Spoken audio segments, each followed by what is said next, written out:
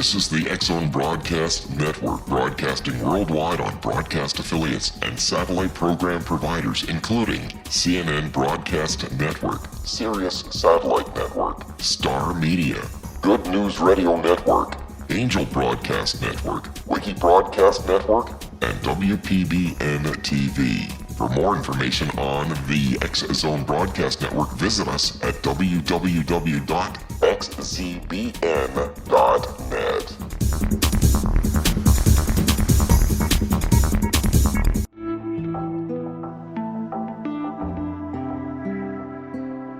Take a step back in time and discover old Florida cuisine at Marsh Landing Restaurant in Fellsmere. Enjoy delicacies such as frog legs, gator tail, catfish, and swamp cabbage, or enjoy the more traditional cuisine like hand-cut Angus steaks, ribs, and seafood. Join us for breakfast with a southern flair featuring sweet potato pancakes, biscuits and gravy, and much more. Planning a party? Marsh Landing's private dining room can accommodate groups from 8 to 80 people. While you're visiting, enjoy the historic pictures, artifacts, and stories that line the walls. Marsh Landing is truly a unique experience. Marsh Landing Restaurant, 44 North Broadway in historic Fellsmere, or visit marshlandingrestaurant.com. Marsh Landing, Old Florida cuisine at its best.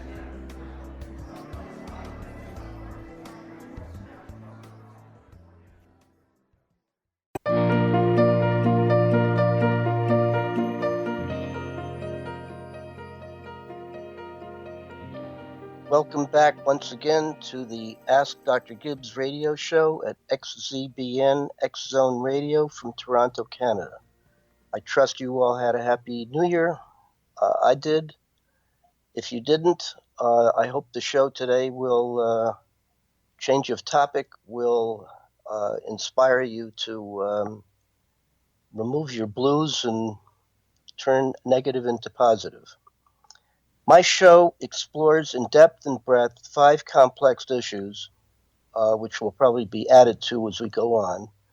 These are effective prevention and treatment of heroin and opioid addiction, a suggested inclusion in the training of police and citizens aiming to de-escalate potential violence, answering questions for those of you who are considering going into psychotherapy, and the 10 broadcasts that are previous to this one, having to do with exploring in depth and breadth all about synchronicities, different theories, different ways to interpret, different uses. These, by the way, will all be found, if you are interested, in, if you go to YouTube, plug in Gibbs Williams, you will see the 10 or so broadcasts, all having to do with synchronicities. Which leads us to the change of topic today, which I call the truth about coping with anxiety, depression, frustration, and stress, often without needing medication. It's to be noted, I invite your questions on this or any other topic.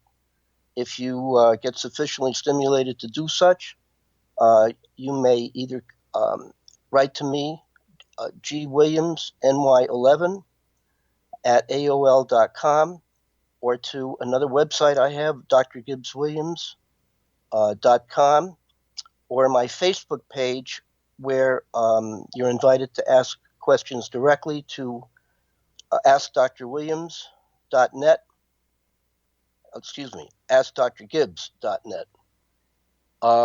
In today's broadcast, as I said, there's going to be a major shift in topics from synchronicities to, once again, the truth about coping with anxiety, depression, frustration, and stress.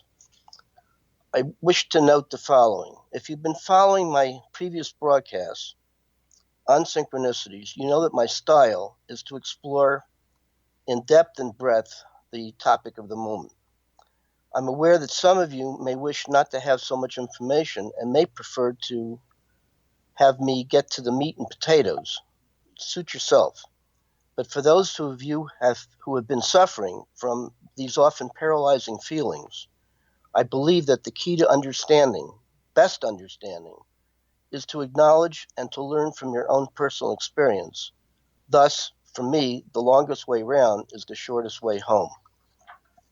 My aims in this particular topic is to inform and to discuss all the essentials I think are essential about anxiety, depression, frustration, stress, and a whole host of so-called negative feelings, including such experiences ambivalence, which are love and hate feelings that are experienced simultaneously, weakness, discontinuities, confusion, all those kind of things. From time to time, I will ask you to do exercises, which I guess you won't be able to do during the show, but if you are sufficiently stirred up by my challenge, you will do this after the show, and I would love to have your comments on the results. Towards this end, mentioning such things as anxiety, depression, I will identify how they look from the outside and how they feel from the inside. What the truth is about the most common interventions, which essentially are taking drugs and doing relaxation exercises, why they tend generally to fail. I'll describe the conditions under which these painful affects arise, and also mention something about the use of cognitive behavior therapy, which in my opinion sort of halfway gets to a good intervention, but inevitably fails as well. What the best intervention is, based on research, and in my case, personal research, and a relatively simple but amazingly effective exercise to help you cope with these painful affects. Back to this topic. Why am I shifting to the truth about anxiety, frustration, stress, and depression without the use of drugs? There's a neat interface between the exploration of synchronicities, which in summary was that I believe, at least the ones I've studied, others will disagree, but at least the ones that I've studied, all start with a seemingly unresolvable problem, usually a personal problem in identity or what to do with the available creative energy you have. So it has to do in a way with your being and doing, or what constitutes a meaningful life. I indicated that the attitude to the seeming inability to get a good resolution is experienced as being stuck. We will return to this topic as soon as the break is over.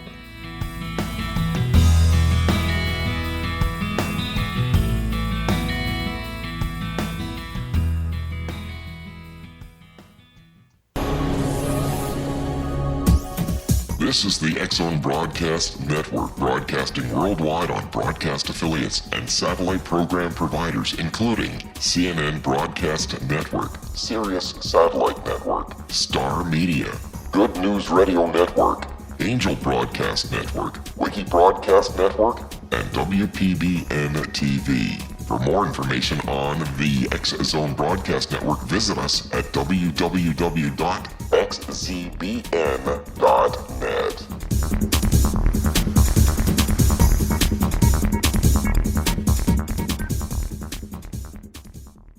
How would you like to be able to read other people's minds? Well, the next best thing is here. When you know how to read a person's name, you know how the person thinks, feels, and behaves.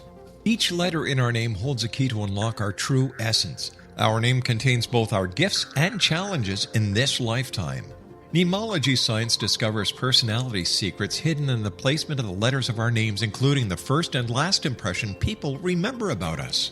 Sharon shows us how to interpret the arrangement of letters as outlined in her book, Know the Name, Know the Person.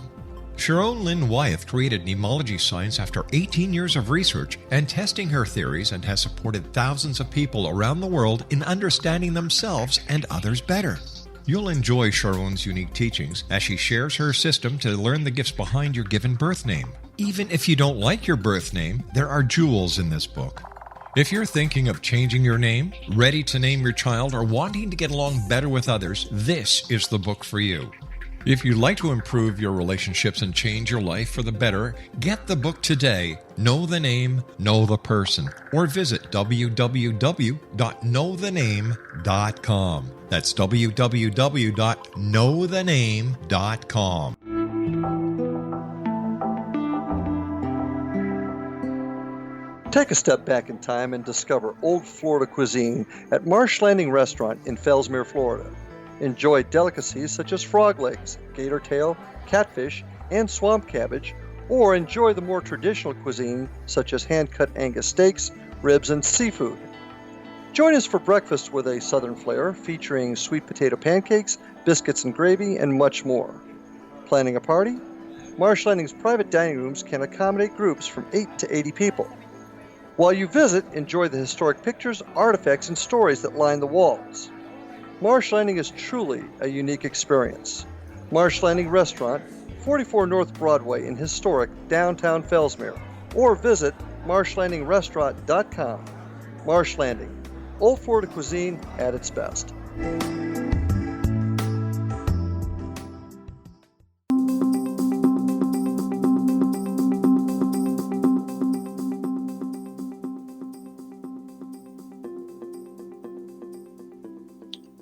Welcome back to the Ask Dr. Gibbs show. I was summarizing the main steps in the creation of synchronicities, in which I said that they're embedded in they start with a seemingly unresolvable problem, of which the attitude to feeling stuck, that impasse, that fork in the road where you think you're not able to go any further, you just have to live with this horrible unresolved issue. The attitude towards it is either negative or positive.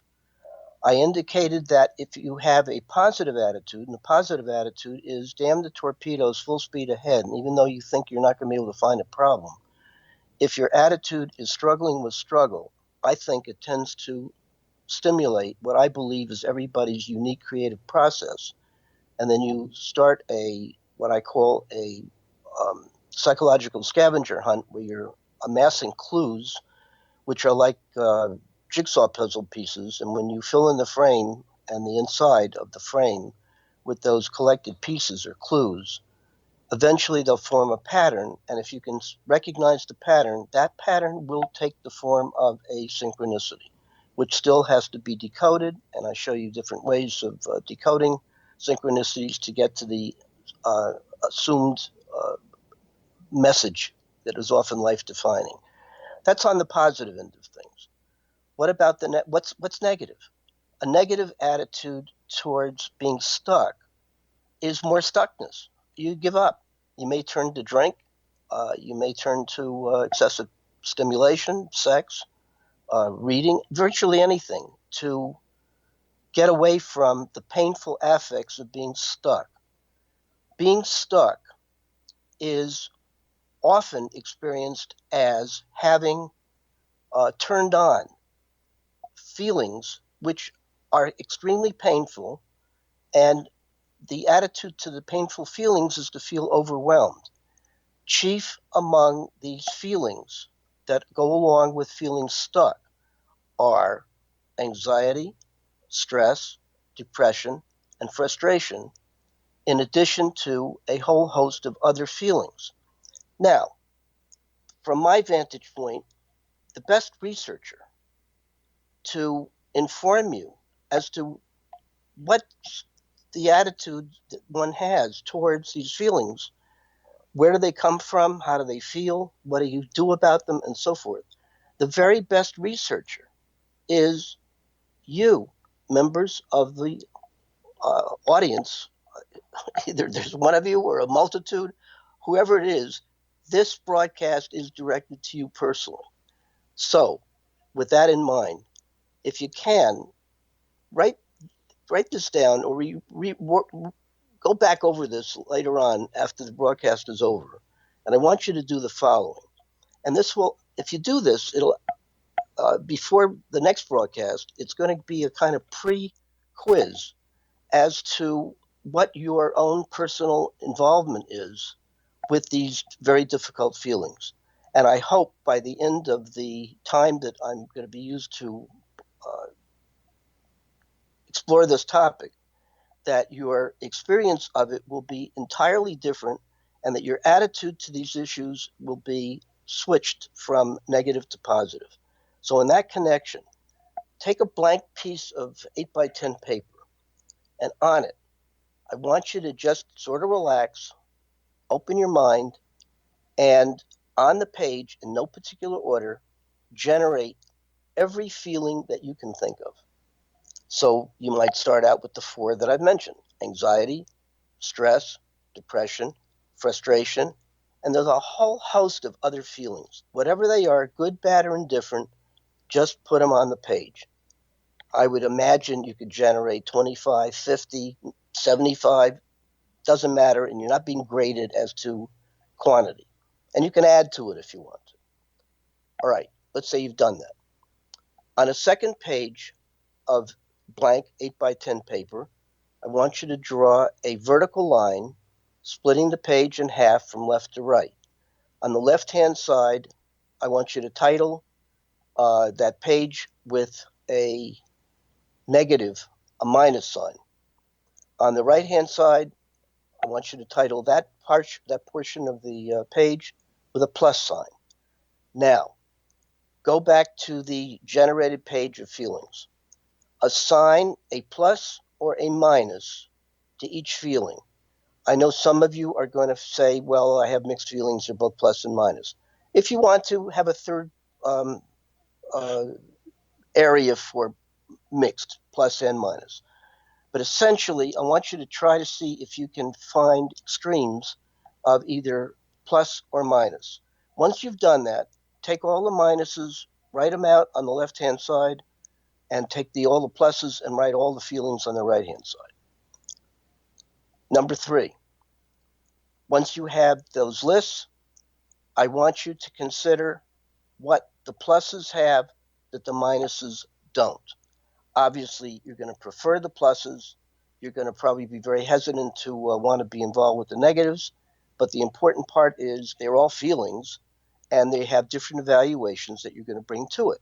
The idea is to try to understand why one feeling is plus, whereas another feeling is minus. And you're going to see that there is a common theme or common themes which are going to differentiate the two.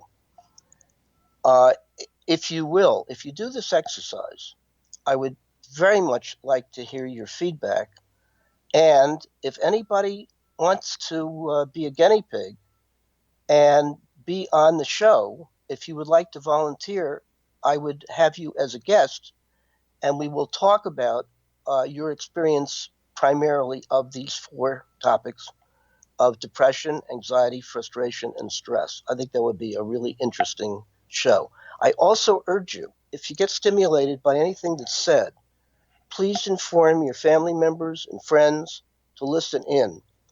I immodestly think that I have exceedingly important information.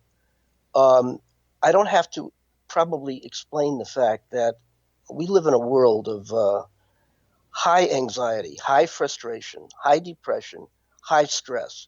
There isn't a day where you can't pick up an article in a paper which is going to either be a research project or the headlines are going to scare you half to death. So this is, from my vantage point, very topical. In actually looking at the statistics, I read the other day that 40 million people in the U.S. alone are suffering from overwhelming anxiety. Anxiety, by the way, ranges from kind of low-level anxiety or existential anxiety, and that's experienced if you were living in New York, for example, and you decided to walk the streets at 3 o'clock in the morning. Although it's well lit, the odds are that your head is going to be careening back and forth, appropriately scanning the horizon to see if anybody's going to attack you. And that's called normal. That's normal. It's, everybody's not your buddy, and you've got to protect yourself so that you have a sort of heightened attention under conditions which might be indeed not so good for you. That's normal anxiety. Then anxiety ranges from that normal existential anxiety, let's call it 10 out of 100 and keeps rising to the degree to which there is a real or imagined perception of danger.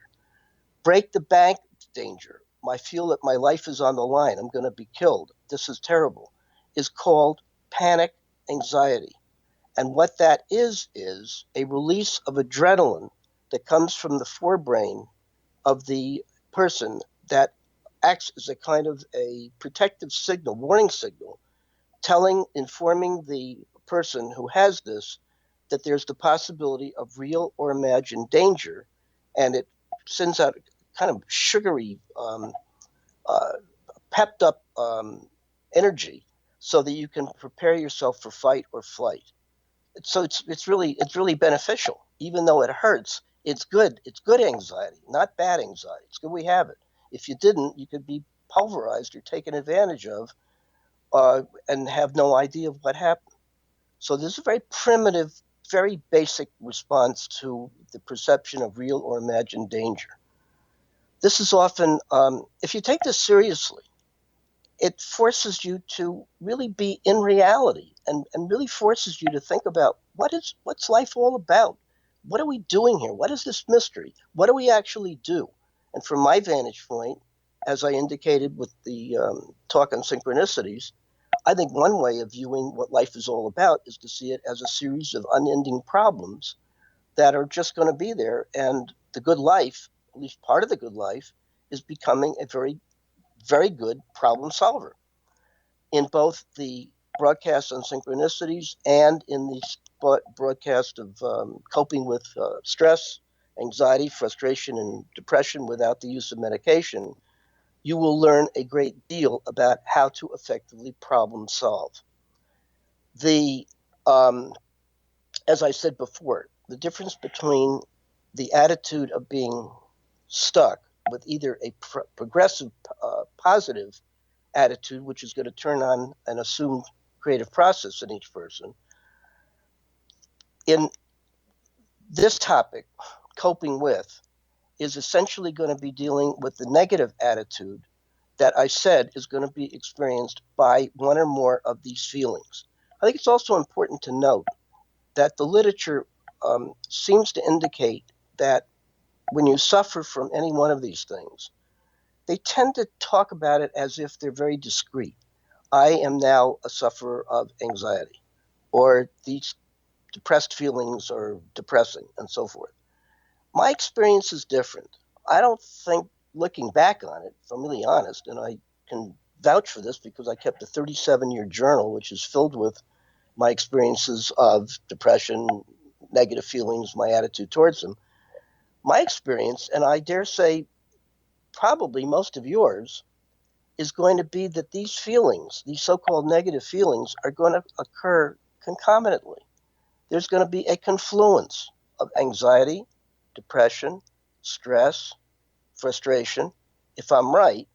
So you're dealing not with just one thing, you're dealing with a whole mixture of things, which together are going to often be experienced as the whole thing is going to be experienced as creating more anxiety, more depression, more frustration, and more stress. Okay, all of that, it's going to make you feel as if you're overwhelmed, or to cut to the chase, feel as if you're quintessentially stuck. You're in psychological mud and sinking fast. You are feeling trapped. You're feeling confined. You have no choices. You feel invaded by forces outside and inside you, which are unseen but affect you a great deal. We will talk about this in depth and breadth. Why do I say the truth about? You're going to find that there is a number of myths surrounding the discussion of these topics. For example, the major interventions based upon, I think, mythology, if not, pardon my boldness, outright deception, and if you want to be stronger, outright propaganda, and if you want to be stronger, outright lying and manipulating, is carried out by big pharma. Big we will come back and I'll try to make my point explicit after the next break.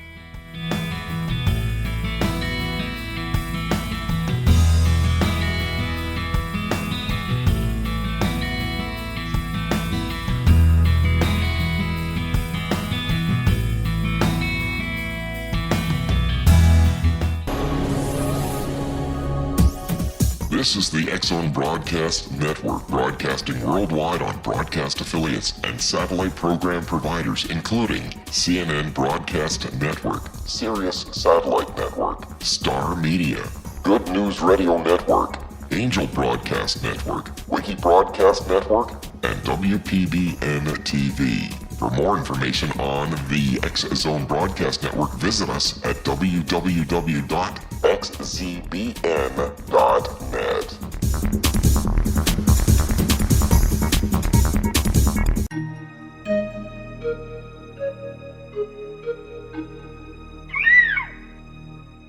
While science pursues fact, magic accesses the quantum level, bridging random facts to form truth.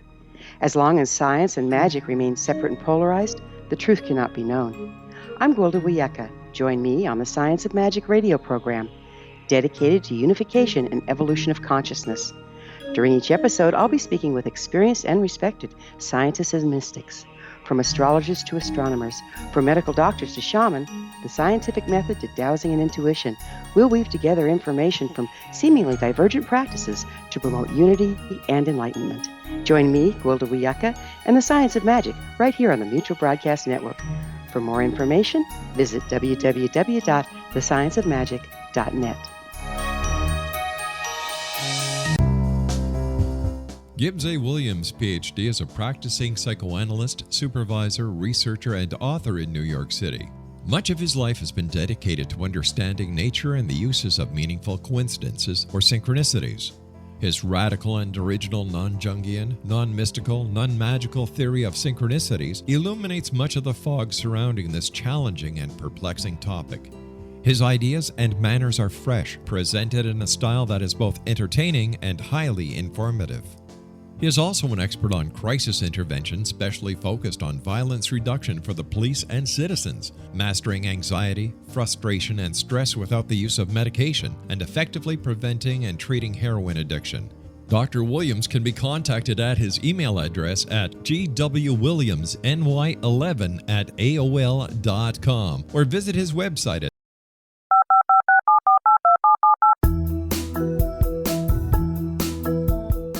Did you know that when you're on the road with limited data or Wi-Fi, you can still listen to the X-Zone Radio Show with Rob McConnell, The Science of Magic with Gwilda Wiyaka, X-1, Dimension X, Space Patrol, and every minute of the X-Zone Broadcast Network by calling 213-401-0080, courtesy of Audio Now.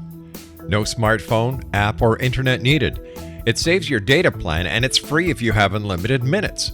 Call 213-401-0080 to listen on any phone, anytime, anywhere. Remember 213-401-0080 for the best of the paranormal, parapsychology, and sci-fi radio programming anywhere, 24/7, 365.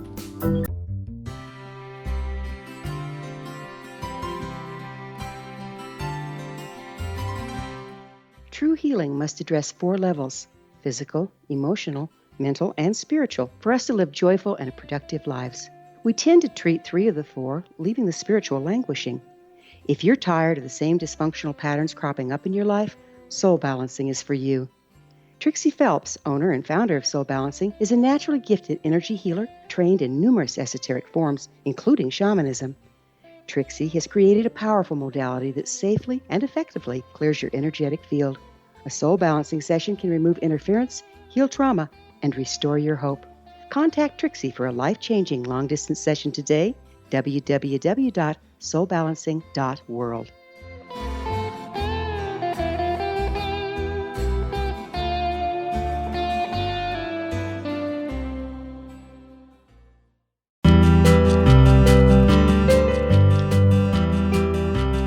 Welcome back to the third segment of Ask Dr. Gibbs show. I ended just before the break with what I calculated to be an extremely provocative confrontation and challenge to Big Pharma. If anybody's listening and you know anybody in charge of their, head CEO of whatever, I would personally challenge him to come on my show and answer the question as to why are they purposely deceptive with respect to their claims about anti-anxiety and antidepressant drugs? What am I talking about? All theories start with all interventions start with a theory about symptoms. The symptoms of anxiety and depression, which Big Pharma deals with, and stress and frustration and others, is based upon the fact that they think that these things are unnatural and due to chemical imbalances. So obviously, if that's true, then what you do in terms of anti-anxiety and anti-depressant symptoms is to correct the chemical imbalance. You do that by combining different chemicals into one that is supposed to relieve the problem and restore the lost chemical balance, restore the balance. Therefore, anybody watching TV on a regular basis knows that probably once a month there is a new pill of the week with pretty colors with the advice that you call your doctor the next day, who must be flooded with calls from the announcement of the new pill, the new anti-anxiety and new antidepressant drug.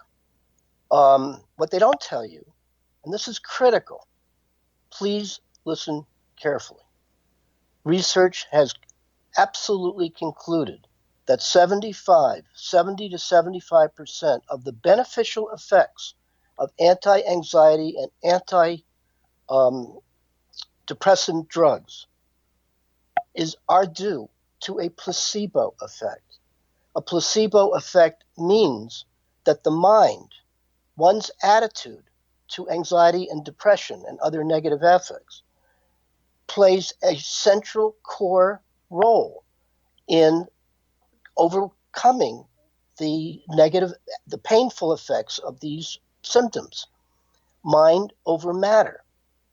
It is my contention that what you will see is that if you adopt a positive attitude to what I think are realistic limitations, not chemical imbalances, these are realistic limitations to problems of daily living. You can't ever eliminate depression and anxiety and all the other stuff, all the other symptoms. They are built in. Any mother of a newborn knows that her baby pre-verbally is going to experience anxiety, depressed states, terribly frustrated, stressed out half the time, and will apply her intuitive nurturing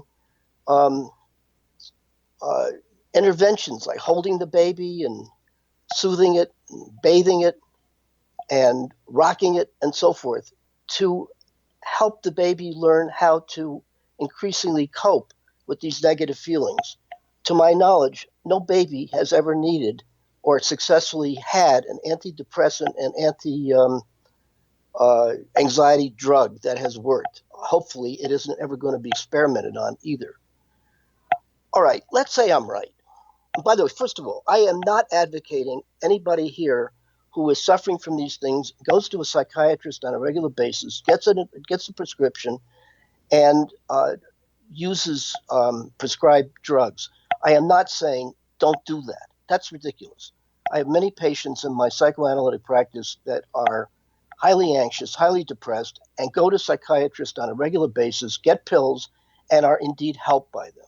However, I also know many more who what I am advocating has never been told about this approach to overcoming anxiety and depression without the use of drugs. Essentially, the bottom line is that you have to learn how to change your attitude from negative to positive. In that connection, if I've challenged anybody out there that has a sense of resonating to what I'm talking about, and you would like to be a guest on my program, I would love to have you, invite you to talk with me. And what I'm primarily interested in knowing is, obviously, if you call or you write, you are familiar with these symptoms. How long, I'd be interested in knowing how long have you been trying to cope with them?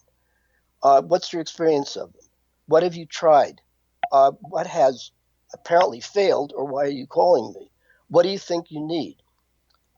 If you've taken medication, what's the effects of the medication? What the drug companies will tell you with the newest pill of the week, they will give you a list of about 10 to 15 negative side effects, which often affect your sex life, and you're going to be gaining an enormous amount of weight. It also tends, from my experience and my patients' experience, to mask the underlying feelings. They don't really go away. They're just hidden, and they come out in really malevolent ways. So that from my vantage point, many people will complain and say the side effects make the cure worse than the disease, and don't really tell you about other approaches. The other standard approach to dealing with these symptoms is through relaxation exercises. Now, they work. However, the difficulty is they tend not to last very long, and often you can spend lots of money on classes in meditation and so forth, which, again, I'm not knocking them, they work, but there is a much quicker and cost-effective way of coping with these debilitating symptoms, which you will get in subsequent programs. There's also cognitive behavioral therapy, which is getting on the right path to what I think is a good cure. However, I think it also fails. So again, if there's anybody out there that's been suffering from these things, and you've had a lot of experience and you've sort of given up, or you're looking for the magic cure, which there isn't any, but there is, I think, a very beneficial cure that if you implement the exercises that I will give to you, and do it 15 minutes a day for a few weeks, I am inclined to think that you may experience something that you're going to call miraculous, and it really isn't. It's applying common sense to learning how to increasingly bear the debilitating effects of these painful symptoms, and I'll show you how to do it. In that connection, if you want to move ahead rapidly, go to Amazon, plug in an ebook, which my brother and I collaborated on over a 2-year period, called AttitudeShifting.com, and purchase the book. Now, I want to warn you that it's exceedingly expensive. So you have to save up $1 a week for 5 weeks in order to pay the bill of $5. In all seriousness, I really think it's worth it. And if you've been suffering these terrible side effects and painful symptoms, this is really worth taking a look at.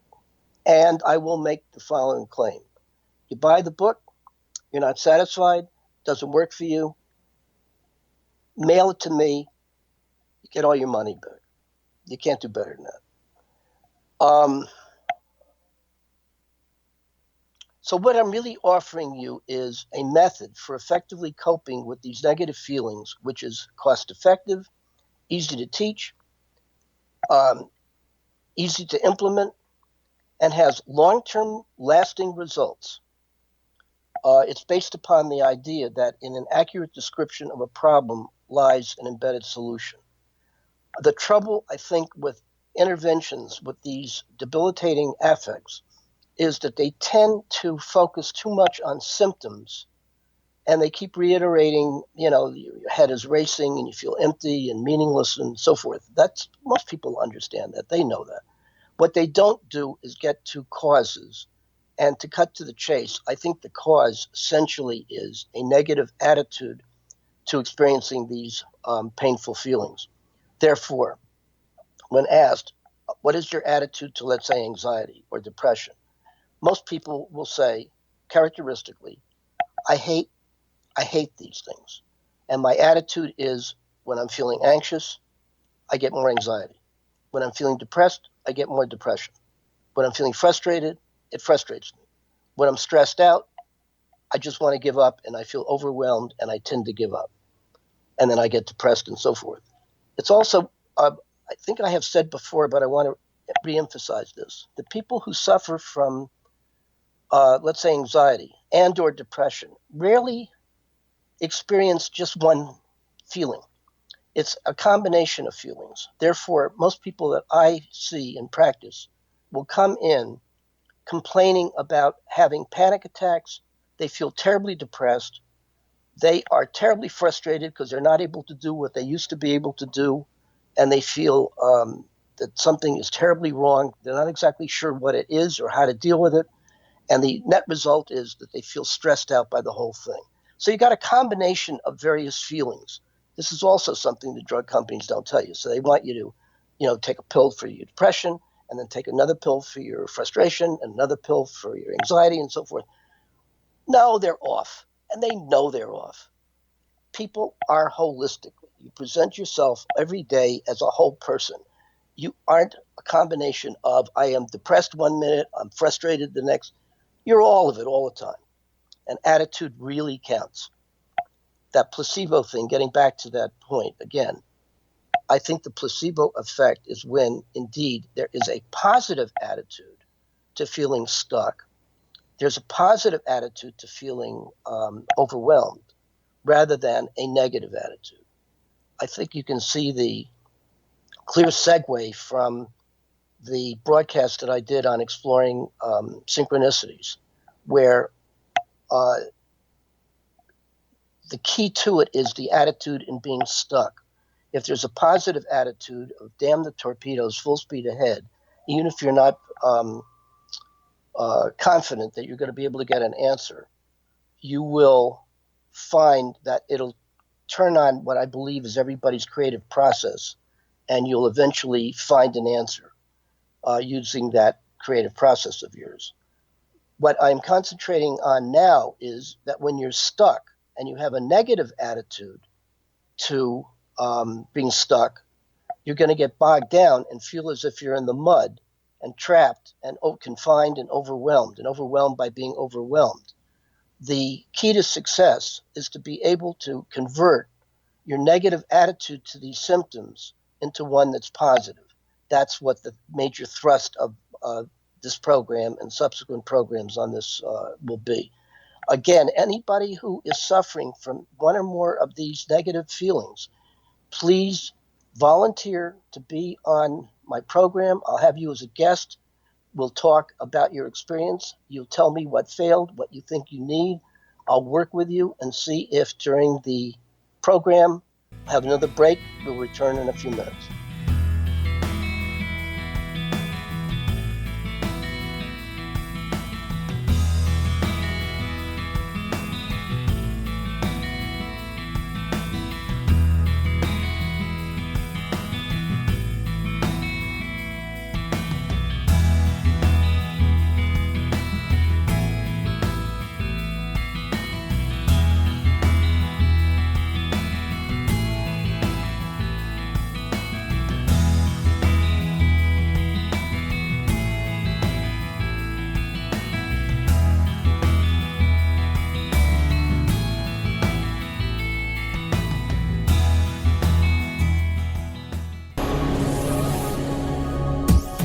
This is the X-Zone Broadcast Network, broadcasting worldwide on broadcast affiliates and satellite program providers, including CNN Broadcast Network, Sirius Satellite Network, Star Media, Good News Radio Network, Angel Broadcast Network, Wiki Broadcast Network, and WPBN TV. For more information on the X-Zone Broadcast Network, visit us at www.xzbn.net.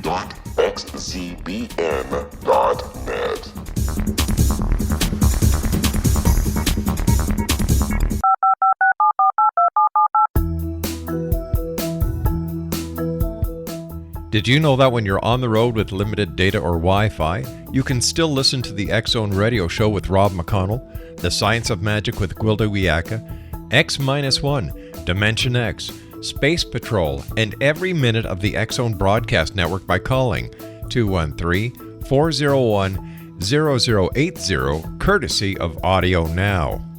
No smartphone, app, or internet needed. It saves your data plan, and it's free if you have unlimited minutes. Call 213-401-0080 to listen on any phone, anytime, anywhere. Remember 213-401-0080 for the best of the paranormal, parapsychology, and sci-fi radio programming anywhere, 24/7, 365.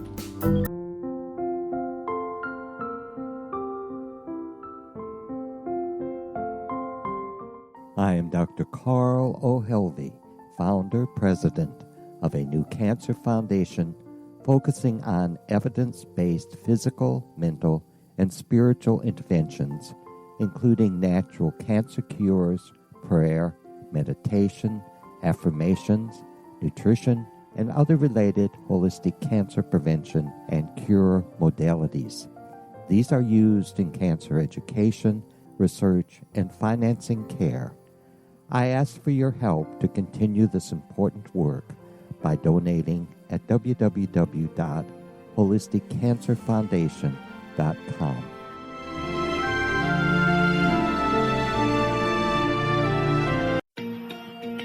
Wouldn't you love to know the secret to everything? Well then, meet Dr. Kimberly McGeorge and her cutting-edge breakthrough knowledge that combines science with possibility. Dr. Kimberly brings real-life answers and healing to those open to alternative solutions. She teaches solution-based programs and classes that will change all areas of your life forever.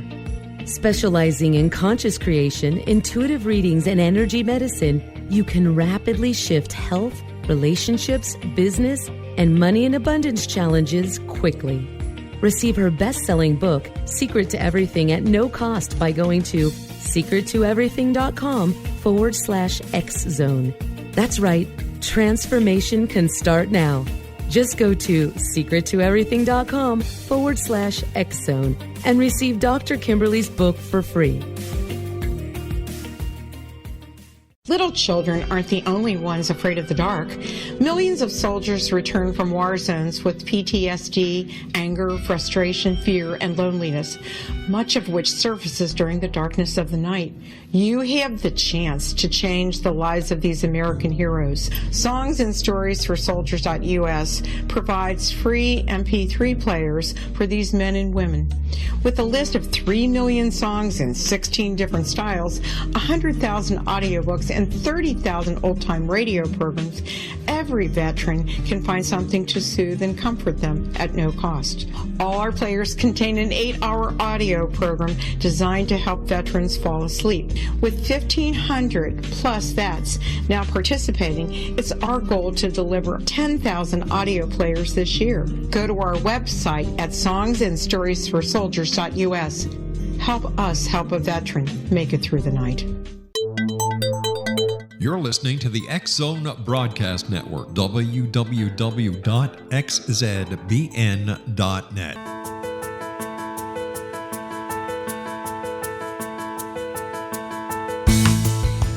Welcome back to the Ask Dr. Gibbs show. Last segment, I have indicated that I think the person that you should most consult in terms of direct research with respect to attitudes and behaviors connected with frustration and depression, anxiety, stress, is yourself. In that connection, I want to give you some personal associations, both personal and professional, that I have had with these symptoms, starting probably at about consciously, probably around early adolescence. Although I might add that I remember that even going to grade school, which I loved, I often had a terrible experience where I wouldn't eat breakfast, and then I would get to school. This was probably around the 4th grade. And on many occasions, I would feel woozy and sick and near throwing up and very weak. And at the time, we had a nurse in the school who had this small little office that was all white, and there was a cot. And my teacher of the grade would say, "Why don't you go see the nurse?" which I love to do. So I went, saw the nurse. She knew my symptoms, and she said, "Would you like to lie down for a few minutes?" Yes, I loved lying down, and I felt instantly better. And she would talk to me, and with her pretty voice, and she would sometimes say, "If you want to, I'll call your mother and see if you would like to go home."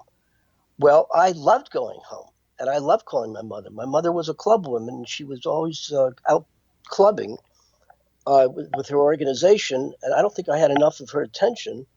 And what she would do, if the nurse called and said I was sick, she would invariably drop whatever she was doing and stay home and take care of me.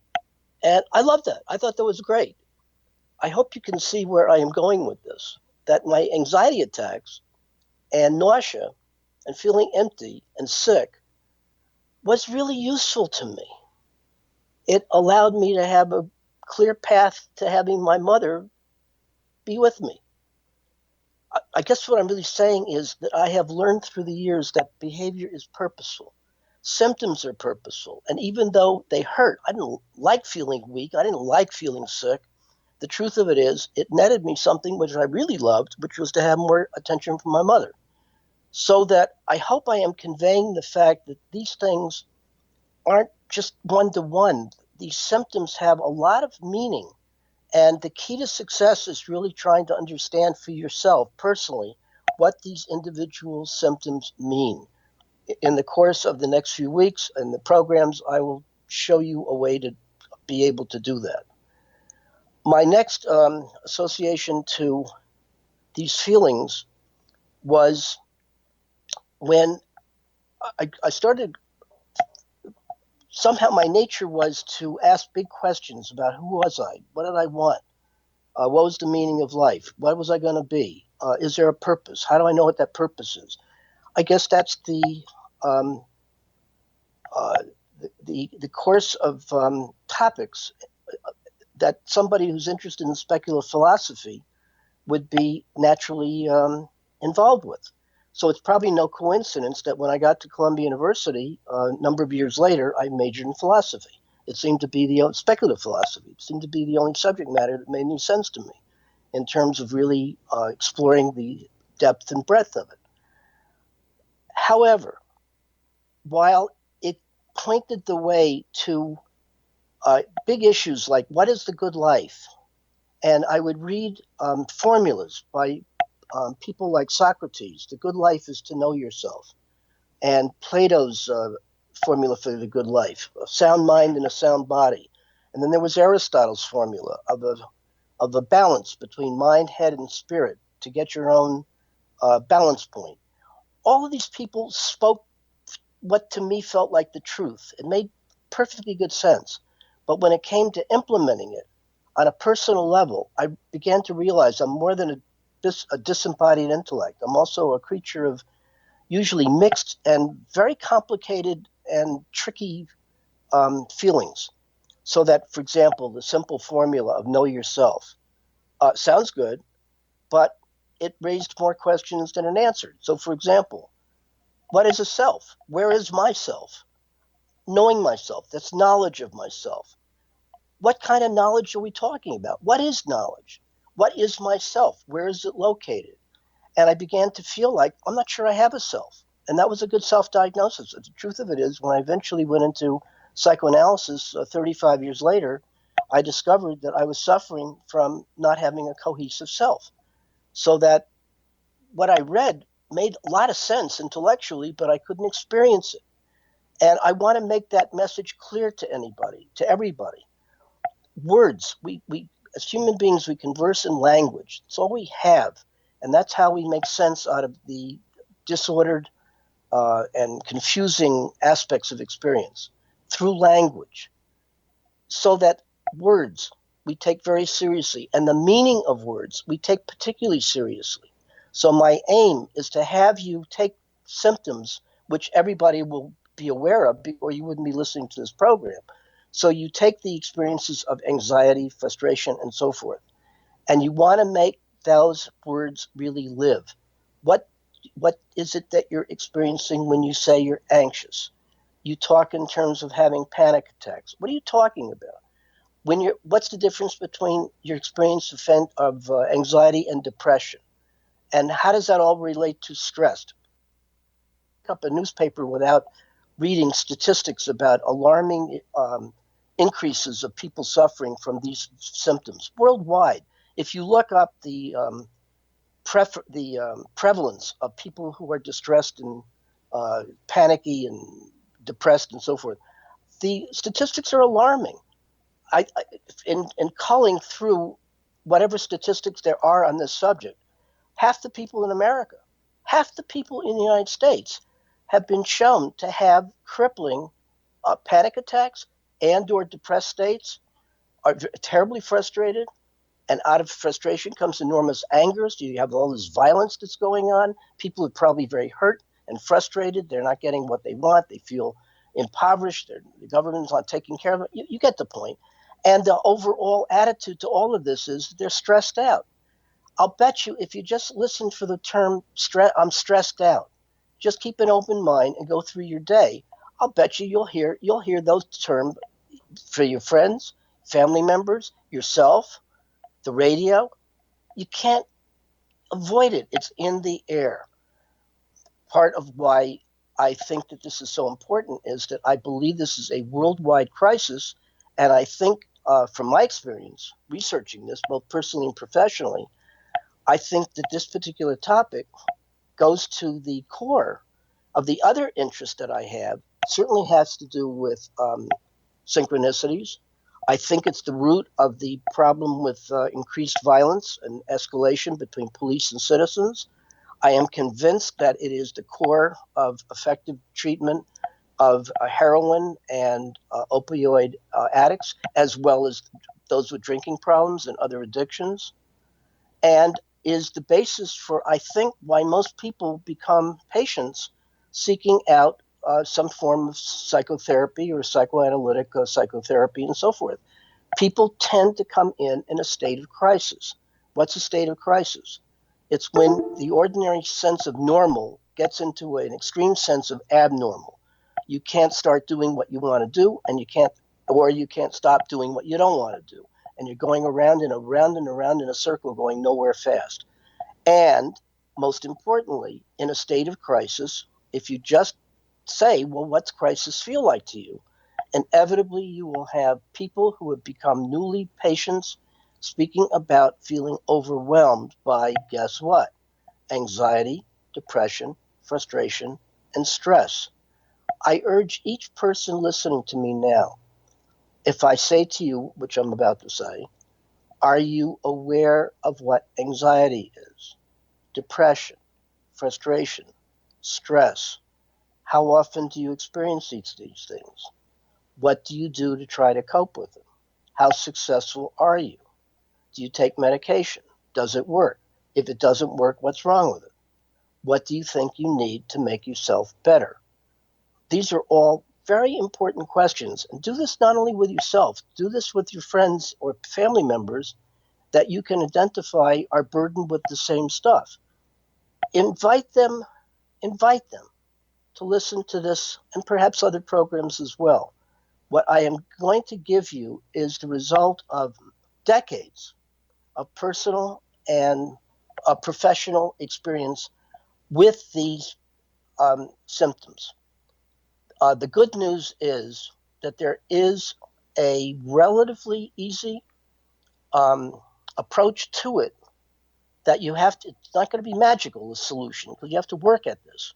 But if you follow my advice and you do the exercise, I think you can, if you have the effect that I had in doing this, when I finally went into an 11-year psychoanalysis, having failed 2 other psychotherapy attempts, because I think the therapists, while they were decent people, were too heady and too theoretical and didn't help me really understand what my experience was and what to do with my experience. So ultimately I failed. I kept looking for pathways to glory. I will mention them next time we get together. Again, please ask your friends, yourself, to go on Ask Dr. Gibbs on Facebook. Become volunteers of my program.